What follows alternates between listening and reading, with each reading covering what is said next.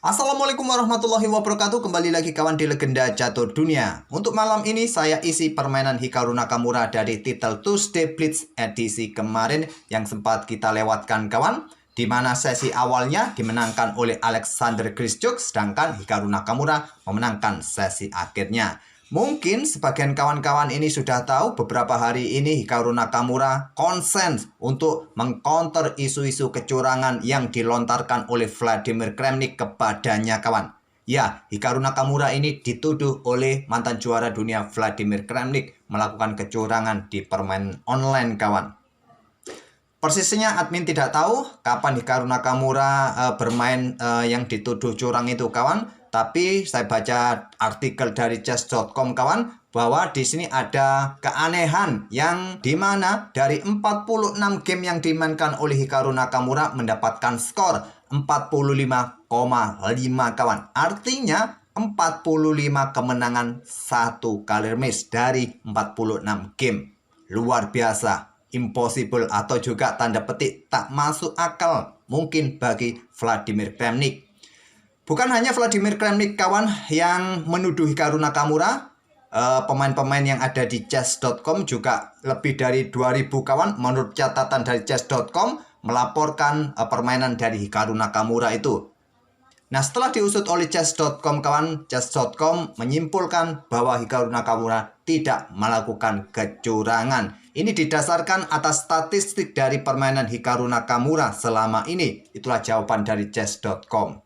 Nah, bagaimanakah kelanjutan drama isu kecurangan ini kawan? Lebih jelasnya kalian bisa kunjungi channelnya Hikaru Nakamura. Beberapa hari ini dia konsen untuk menjawab isu kecurangan itu kawan. Oke, sementara itu saja info mengenai kecurangan yang selama ini menjadi konsen Hikaru Nakamura kawan. Kita ke papan permainan. Dari permainan Hikaru Nakamura melawan Temur Rajabov di sesi akhir titel Tuesday kemarin lusa kawan, di game ke-8 kalau tidak salah. Di sini Hikaru Nakamura pegang hitam, Rajabov pegang putih, mengawali dengan pion menteri, pion D4. Ada pion A6, St. George Defense dimainkan oleh Hikaru Nakamura. Sering Nakamura bermain dengan St. George Defense di titel Tuesday kawan ataupun permainan blitz casual lainnya. Pion A4 bukan langkah pilihan yang kuat kawan saat lawan bermain dengan pion sayap. Tentu pion pusat pilihan utama kita. Pion E4 atau kuda ke petak C3 merupakan opsi yang terkuat menurut engine. Nah, nanti mungkin dibalas dengan langkah pion C6, pion E6 yang seringkali dimainkan oleh Hikaru Nakamura, atau bahkan pion C5 baru mengikutinya nanti dengan pion E6, pion A4. Ini untuk antisipasi pion B5, gajah B7 kawan. Kuda F6, pion H3, kontrol petak G4, ada pion C5, tentu saja kalau diterima masih nanti bisa diserang dengan pion E6, buka akses bagi gajah kawan. Tapi putih punya kesempatan dorong pion kawan untuk mendapatkan ruang. Inilah pilihan yang terbaik, terkuat. Mungkin ditantang tadi dengan pion E6 nanti. Tapi memilih dengan pion E3, pion B6. Ya, logisnya tadi baku hantam di petak pusat kawan, atau kuda C6 terlebih dahulu, atau pion D5. Tapi memilih dengan pion B6, keluarkan gajah terang. Masih punya kesempatan untuk didorong, nanti diikuti dengan pion C4 kawan. Posisi pion akan sangat mengganggu di area baris ke-6. Tapi memilih kuda F3, gajah B7. Nah, sekarang pion C4 untuk dukungan pion sudah terlambat karena ada pion E6. Kuda C3 berikan dukungan lagi. Dihentikan dengan pion D5, pion C pukul pion D5, ambil balik dengan kuda menantang pertukaran. Di sini gajah D3 terlebih dahulu, lanjut Temur Rajabov. Pion C pukul pion D4, Hikaru Nakamura berhasil memisahkan satu pion putih di pusat. Dan di sini pengembangan kuda D7, rokade Temur Rajabov, gajah E7. Yang terkuat kawan di sini bisa bermain dengan langkah gajah ke D6 kawan, atau kuda ini ke petak F6. Kuda 7 yang ke petak F6 untuk berkoneksi saudaranya di pusat ini. Tapi gajah E7, nah di sini pilihan yang kuat adalah langsung pertukaran kawan. Setelah diambil balik oleh gajah, gajah gelap ini siap dikeluarkan. Bisa menempatkan benteng nanti di lajur C, benteng di lajur E nanti ke depannya, kuasai diagonal gelap ini kawan. Memilih dengan langkah benteng E1 terlebih dahulu, rokade, kemudian menteri E2, masih yang terkuat baku hantam kuda di sini, tapi memilih menteri ke petak E2. Nah, akhirnya Nakamura melangkah kuda B4, menghindari tadi kawan kuda ini dan berbalik mengancam gajah terang. gajah dipertahankan mundur ke B1, ada kuda F6 di sini atau benteng C8 langsung mengisi lajur C yang sudah terbuka penuh. Kuda F6 terlebih dahulu, gajah F4. Nah, kuda F lompat ke pusat ke D5 kawan untuk menantang pertukaran kuda atau ancam gajah gelap. Gajah dipertahankan ke pusat, salah satu opsi juga pertukaran langsung kawan. Tapi gajah ke pusat ke E5, ada benteng C8 dari Nakamura diikuti dengan langkah benteng A3 untuk perkuat posisi kuda C3-nya kawan dari ancaman kuda benteng hitam ini. Sekarang Nakamura melangkah menteri naik kawan ke petak D7 yang terkuat langsung pertukaran di sini. Atau mungkin dengan pion A5 perkuat posisi kuda di sini atau kuda mundur ke C6. Tapi menteri D7 ini langkah blunder. Di sini kalian bisa memanfaatkan langkah blunder Nakamura ini kawan untuk mengobrak-abrik pertahanan Raja Hitam. Silakan pause video ini agak lama. Pastikan langkah pertama apa yang bisa diambil oleh putih di sini untuk mengobrak-abrik hitam kawan. Oke, saya percepat. Apakah kalian sudah menemukannya? Pengorbanan gajah dipilih oleh Rajabov. Gajah ambil pion G7 ditolak oleh Nakamura kawan. Dia pilih kuda pukul kuda C3 terlebih dahulu. Tujuan kuda pukul kuda C3 ini buka akses bagi gajah untuk serang kuda agar kuda tidak lompat untuk ancam menteri, sekaligus buka jalan bagi menteri putih kawan menuju H5 bersama gajah untuk incar petak H7 dan juga untuk blokade akses benteng nantinya bisa bergeser ke lajur G kawan. Itulah ide dari Nakamura. Coba kita otak-atik kalau gajah ini langsung diterima. Idenya seperti yang saya sebut, kuda akan lompat ke pusat, ancam menteri temponya, berikan jalan bagi menterinya sendiri untuk hancurkan pion H7 bersama gajah.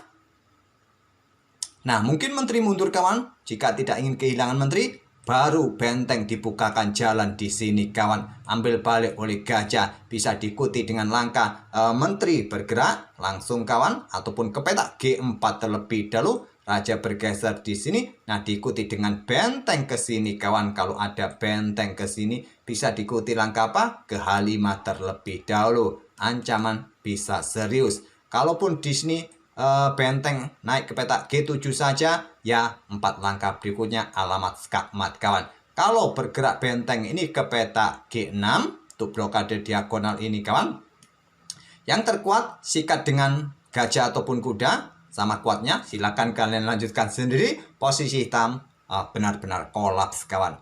Oleh karena itu, Nakamura memilih kuda pukul kuda C3. Ambil balik menggunakan pion.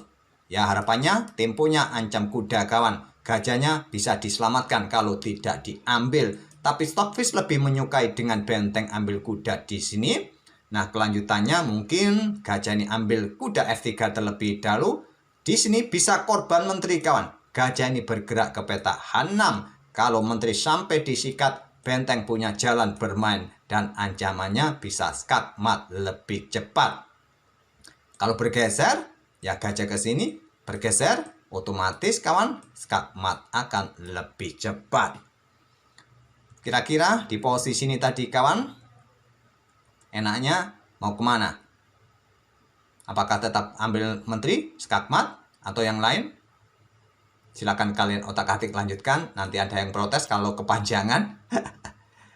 Diambil menggunakan pion, temponya ancam kuda. Dan di sini gajah ambil kuda F3. Ambil balik oleh menteri terlebih dahulu. Raja ambil gajah. Kemudian pion C ambil kuda kawan. Berlanjut menteri ambil pion D4 di sini. Kenapa harus ambil pion pusat terlebih dahulu? Kenapa tidak gajah coba garbu benteng? Maka menteri ini bisa bergerak ke sini. Ancam pion yang di sini. Kalau ada pion F5 di sini kawan, bisa berlanjut dengan benteng G3 terlebih dahulu. Selamatkan diri dari ancaman gajah. Raja kalau bergerak ke sini, awas ada di sini menteri. Ya bergerak ke petak F7. Kalian bisa bergerak ke petak E5. Gajah sikat benteng yang ada di petak E1 kawan. Maka ancamannya bahaya menteri jatuh. Jadi di posisi ini kemungkinan hitam akan melanjutkan dengan langkah tantangan pertukaran. Benteng pukul benteng, ambil balik oleh benteng, kemudian berlanjut dengan langkah benteng D1 pertahankan posisi pion di sini kawan. Dan coba lihat komposisinya nanti akan kita dapati. gajah terang versus gajah gelap. Ya, mungkin akan bergerak mundur, ancam menteri dan seterusnya kawan.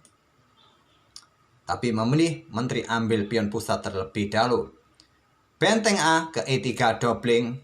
Menteri mundur ke F6 menantang pertukaran menteri. Ditolak ke petak H5 kawan. Awas ada ancaman di sini. Antisipasi dengan menteri ke petak H4 menantang pertukaran sekali lagi. Mundur kembali ke E2. Nah, sekarang di sini gajah F6.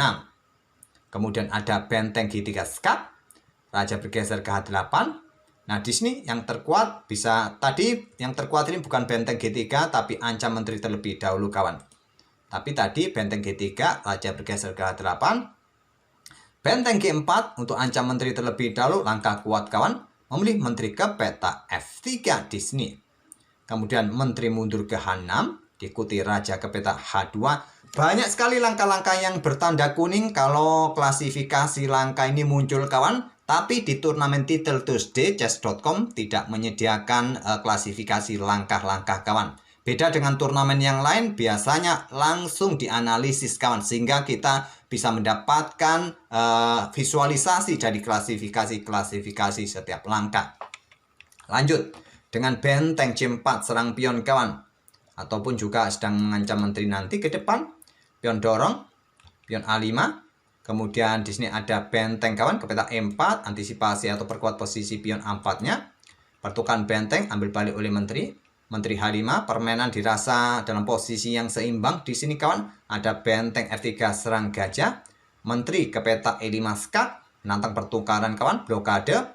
Dan pertukaran didahului oleh Nakamura. Kita temui permainan gajah terang versus gajah gelap.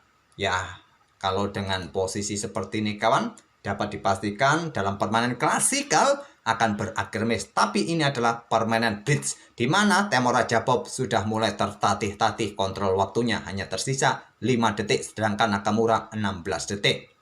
Gajah D4 serang pion yang di sini. Raja G2, pion F5, kemudian gajah C6. Raja hitam mulai bergerak, benteng D3. Pertahankan gajah dengan pion E5, sedikit demi sedikit pion mulai didorong. Ada pion F4, raja ke F6 kawan.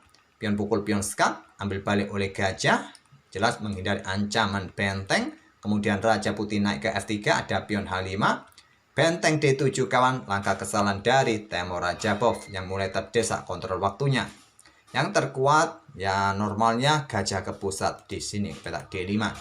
Tapi mencoba menusuk ke baris ke-7 ada benteng G8. Awas, pion ini dalam ancaman. Itulah kenapa tadi kawan, di sini tadi benteng tak perlu terburu-buru naik atau raja mundur ke F2 untuk pertahankan posisi pion G3-nya. Tapi benteng naik, akhirnya pion ini jatuh, sulit diselamatkan lagi. Gajah serang benteng kawan, dan dukungan juga bagi bentengnya nanti.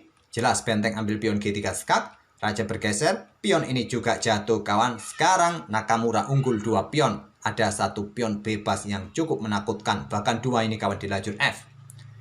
Benteng F7 skak, raja ke G6. Benteng B7 coba ingin preteli pion dan meloloskan pionnya sendiri nanti. Gajah D4 skak, bisa diantisipasi kawan sekarang. Raja G2, benteng D3 di sini. Kemudian gajah skak kawan di peta F7, raja G5. Di sini ada benteng pin gajah. Pion dorong ke H4, raja ke F1, coba dekati benteng kawan untuk mencoba menjebak benteng. Pion H3 dorong terus, raja ke E2. Di sini ada benteng E3 skak terlebih dahulu sebelum selamatkan gajah. Raja bergeser, pion H2 kawan dorong. Dan setelah gajah bergerak ke D5, awasi petak terakhir petak terang. Ada gajah C5 di sini. Benteng H7 mencoba menyerang pion kawan. Ada benteng E5 serang gajah. Gajah bergerak ke C6. Gajah G1 untuk perkuat posisi pion. Di sini ada benteng skak. Raja maju sedikit demi sedikit untuk kawal pionnya juga di lajur F. Benteng H7. Benteng C5. Nanti kalau ditinggal benteng kawan, gajah akan disikat. Pion bisa promosi juga. Raja maju ke D3. Benteng C1. Kemudian ada benteng skak kawan. Raja G5. Setelah benteng H7 di sini terlihat Temur Rajabov sudah kehabisan waktu kawan. dengan posisi atau materi yang juga kurang menguntungkan bagi Temorajabov. Pion ini juga dalam ancaman kawan yang sulit untuk di backup lagi. Sudah sangat jelas nanti pion ini dipredeli juga oleh Hikaru Nakamura. Itulah kawan permainan dari Temorajabov. Tadi sempat memberikan kejutan dengan pengorbanan gajah di petak G7. Tapi sayangnya Temorajabov juga melakukan langkah-langkah kesalahan. Oke, untuk isu kecurangan lebih jelasnya kalian kunjungi saja channelnya Hikaru Nakamura. Di situ Hikaru Nakamura banyak memberikan penjelasan-penjelasan kawan tentang isu kecurangan yang dilontarkan oleh Vladimir Kramnik. Kita akan bertemu di video-video berikutnya. Terima kasih. Wassalamualaikum warahmatullahi wabarakatuh.